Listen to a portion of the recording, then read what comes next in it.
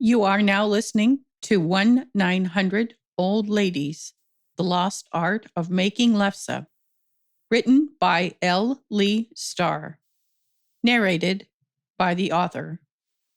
Post-production by Pinto Media. Chapter 20.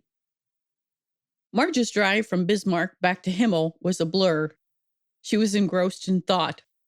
Her sister had murdered Stanley. Ellen can't go to jail, she thought to herself over and over.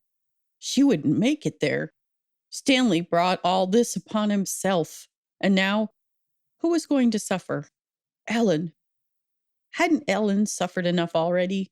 She doesn't deserve this. She had difficulty watching the road because she was blinded by her endless flood of tears. Margie was angry. She was angry at Stanley for being so hateful all his life and provoking Ellen to kill him. She was angry at God for robbing her of her happy life with John. She was angry at Ellen for not having divorced Stanley early in their marriage. Finally, she was most angry at Jim. What made her, for even just a brief moment, think that Jim even cared for her?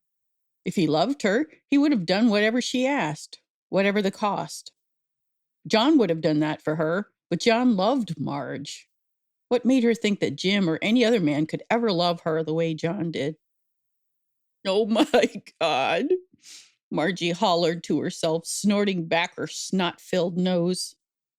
I'm going to be a lonely old lady with 20 cats, she blubbered. I don't want to be a cat lady. She cried some more. Finally, she resolved she was going to attempt to, in as much as possible, cheer herself up. She turned on the radio, determined to overcome her woes. Maybe I just need some happy music to cheer me up, she thought to herself.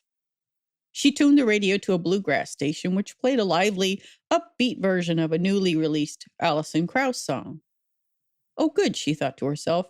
Maybe this will cheer me up. The song was entitled, Every Time You Say Goodbye.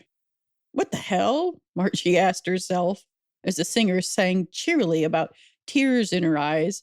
She decided it was too much. How ironic, she thought. How can this girl be joyfully stroking her fiddle about something so sad? Frustrated, she was determined to find a better station. She turned the dial, tuning through the static. She finally arrived at a 50s station. Good, she thought. We can sing some sock hop music. This brings back some old memories. The song was Bye Bye Love by the Everly Brothers. Now this is upbeat.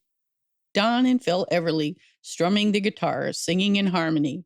Bye bye love. Hello loneliness. Hello emptiness. I think I'm gonna cry.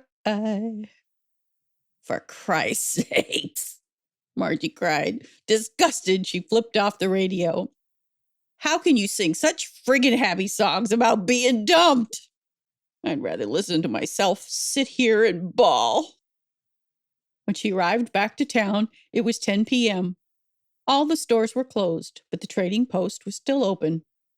She turned into the bar and slammed on her brakes. She marched in. She looked like a wreck. She had been crying nonstop during her entire trip home in the car. Her face was swollen and her hair was a mess. Her waterproof mascara had finally run, and she had 2 black smears of eye makeup beneath her puffy, reddened eyes. She flopped down at the bar next to William Knutson. Doris stood at the bar, looking surprised. Hello, Margie. You need something? Yes, Doris, Marge replied.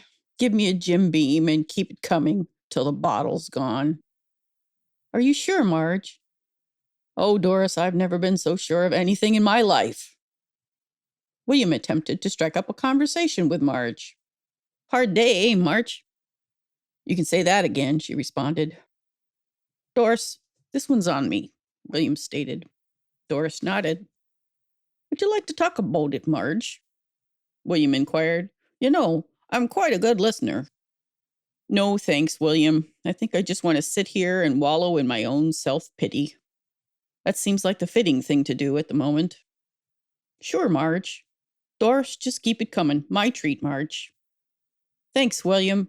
I owe you. Marge lifted her glass. 30 minutes had passed, and in her silence, Marge had downed 4 glasses of Jim Beam. William tried once again to distract Marge with small talk. Say, I don't mean to pry or anything, but how's Miss Ellie doing? Good. She's living in her own little loony world, Marge answered cynically. I see she's let her hair down, so to speak. She's looking awful pretty these days, but I haven't seen her around in a week or so. Oh, she's been on a trip. My son Joseph took her over to the Mall of America in Minneapolis. Marge was slurring her words. I bet she likes that, eh? Say, have you heard from Stanley these days? William inquired. Not exactly heard from him. More like smelled his putrefied, rotting corpse, Marge replied. William looked shocked. You mean Stanley's dead? Deader than a doornail. Stan Jr. and I found him buried under a whole pile of tools in his barn last week. Say, that's what the auction is all about? William asked. Yep, we're getting rid of all of Stanley's shit. William frowned sympathetically. Oh, I'll bet Miss Ellie's devastated. He looked up at Doris. Did you know about this, Doris? Well, sure, William. After all, I'm married to Paul. He doesn't keep secrets from me, Doris replied. She turned to Marge. Marge, are you okay? I don't think you're in any condition to drive home.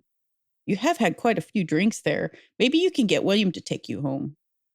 Be glad to, William offered. He politely helped Margie off her stool and set a $20 bill on the bar for Doris. Then he escorted Marge out to his car. Marge reclined in the passenger seat of William's car in a drunken stupor. Are you okay, Miss Marge? Let me know if I need to pull over for you, he offered. Clearly inebriated, Marge sang the words to Bye Bye Love as she laughed loudly. Ha!